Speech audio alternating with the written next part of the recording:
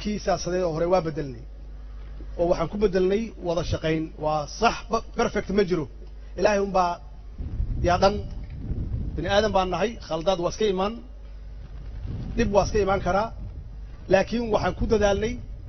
in aan dhexdeena wada shaqeyno in madaxtooyada iyo golaha wasiiradu ay wada shaqeeyaan golaha wasiirada iyo labada aqal ay wada shaqeeyaan dawlad ahaan iyo shacabka Soomaaliyeed oo iyagu sovereignty ah iyagu dawladnimadii iska leh inaan wada shaqeyno waxa weeye wada shaqeyntaasna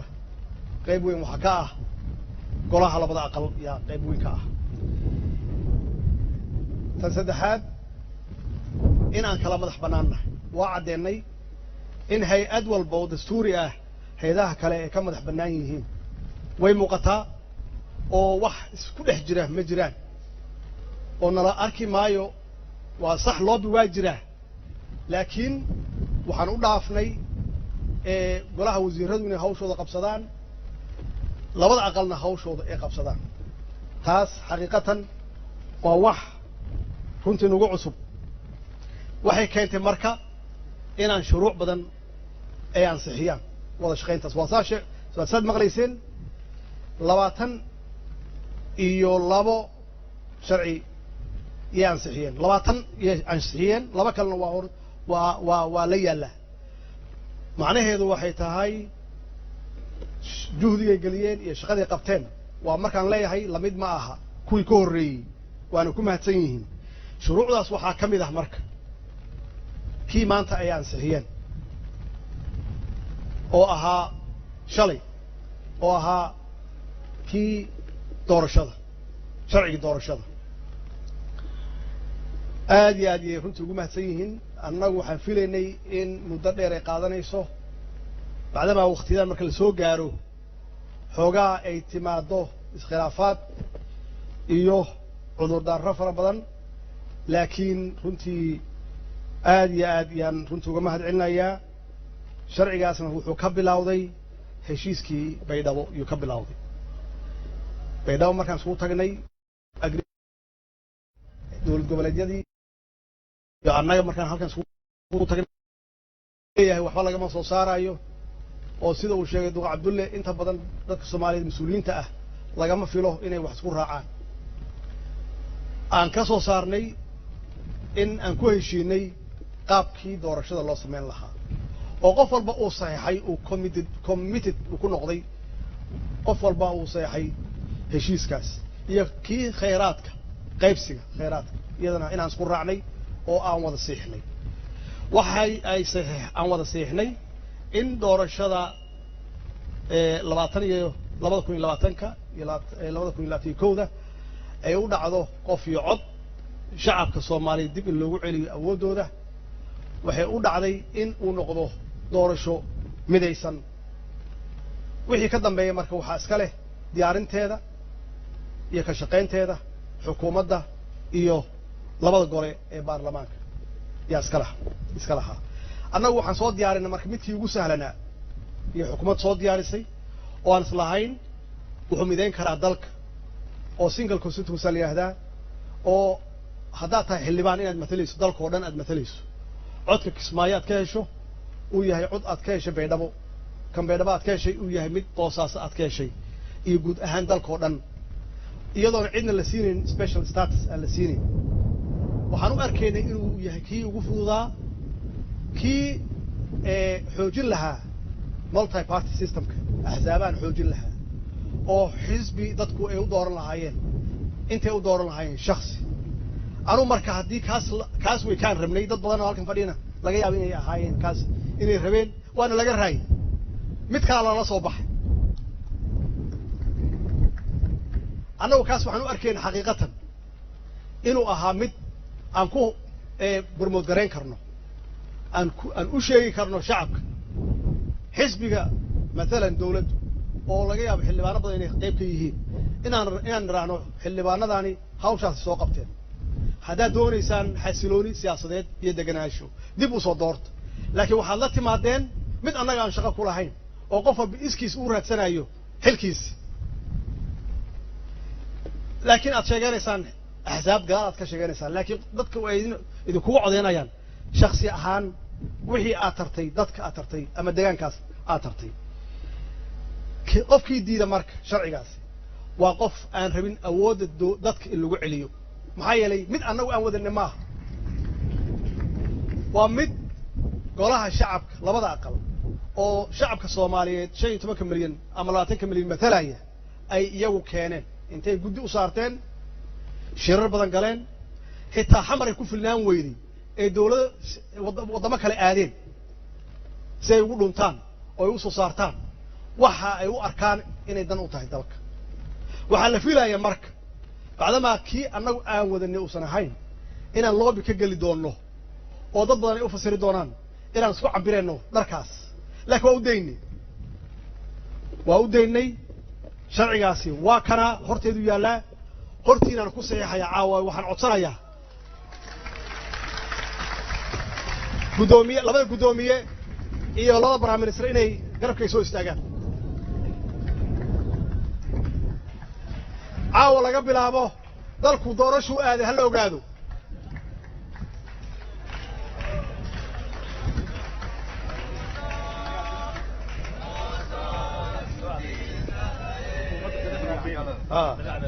هذا حاجة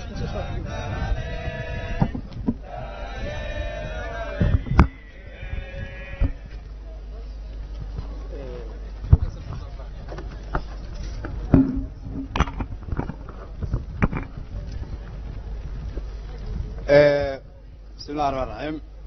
مدحوينها جمهورية الفدرالية الصومالية مركو أركي قضب كسيديتني تضوات فرقد كواد يا فرقد اللباد الدستورك مركو أركي قضب كسجاشنات حرف كفاء الدستورك مركو أركي ورقد قدوميها كلها شعبك باهذا الله قبو إلا أنسحيو لنا ميل مريا شرعيا waxa uu madaxweynuhu soo saaray sharcigan qodobka koowaad laga bilaabo markuu madaxweynuhu saxo sharcigan waxa si rasmi ah loo ogolaaday sharciga doorashooyinka heer federaal marka uu madaxweynaha jamhuuriyadda federaalku saxo sharcigan waxa loo daabici doonaa faafinta rasmiga ah ee jamhuuriyadda federaalka Soomaaliyeed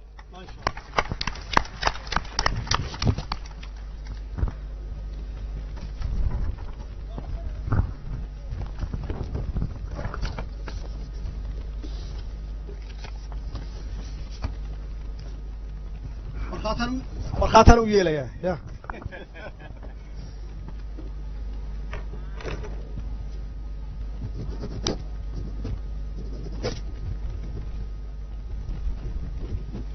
وقف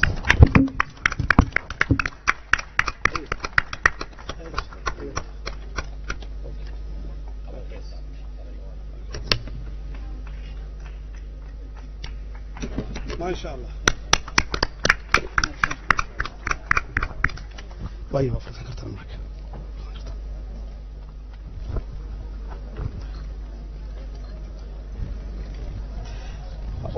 فرسان كرنا مرك وسوق جبينايا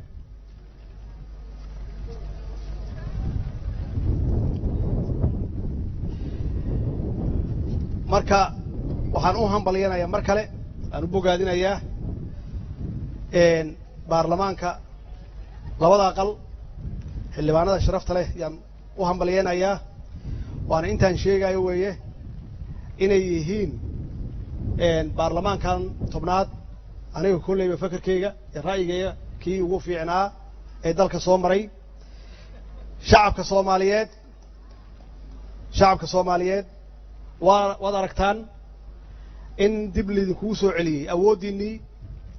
in gacanta laydin soo geliyey in golaha shacabka aqalka sare labadaba iyo anigu aan caaw halkan ku seexay inaan doonayno in aad gacanta ku qabsataan awoodiina aad ugu codaysaan xisbiga aad doonaysaan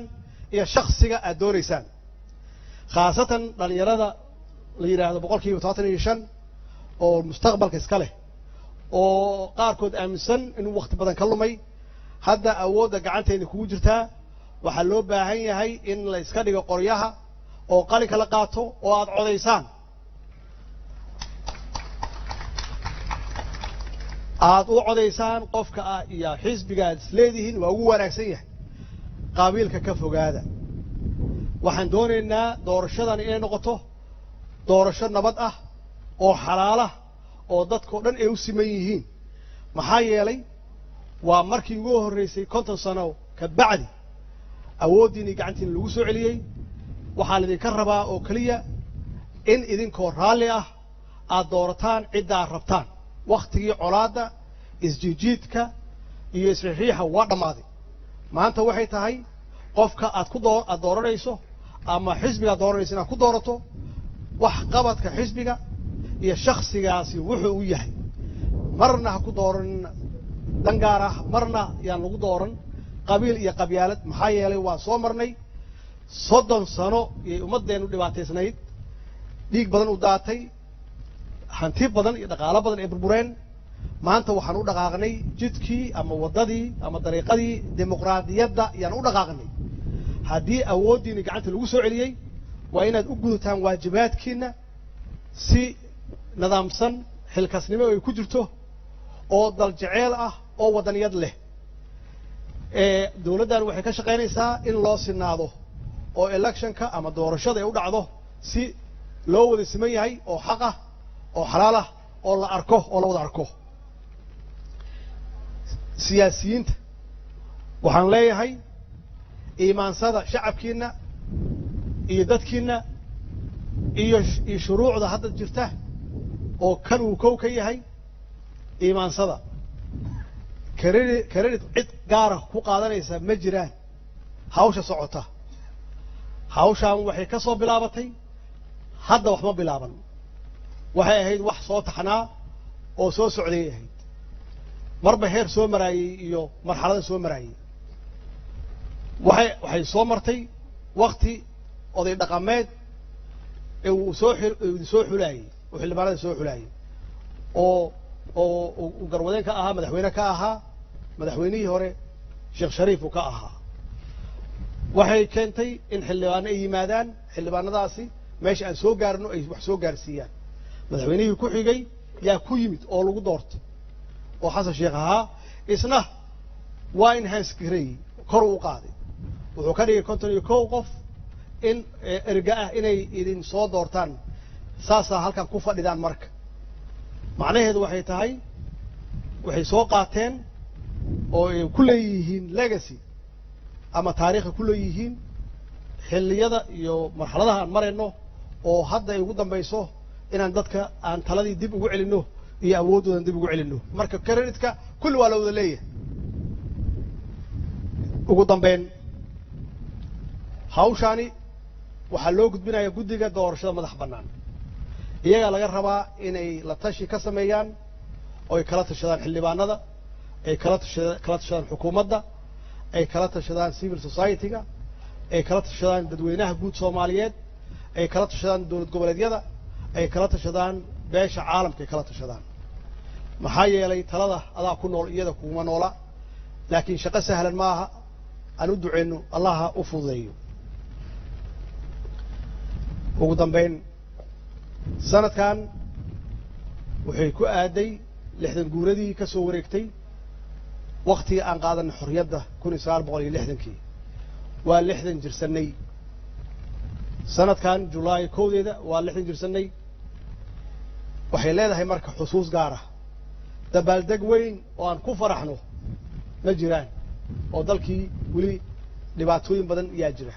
laakiin xusuus iyo taariikh aan wax ka baranno aan wax ku qaybsanno iyo leedahay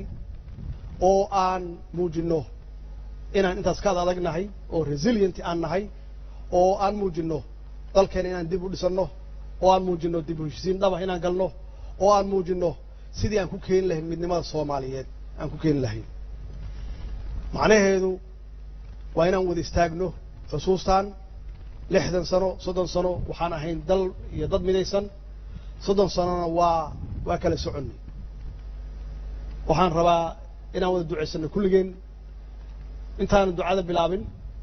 waxaan idinka codsanayaa guud ahaan ummadda Soomaaliyeed meel kasta ay joogaan inay xusaan oo la isu diyaariyo oo qof walba qaybtiisu ka qaato kaalintiisu ka qaato hadday tahay wax ugu yar geed inaad beerto hadday ugu yar tahay inaad qashinka gurigaaga ka hor qaado haddii kalena aad saacad ama 2 saacadood usbuucii aad geliso danta guud aad geliso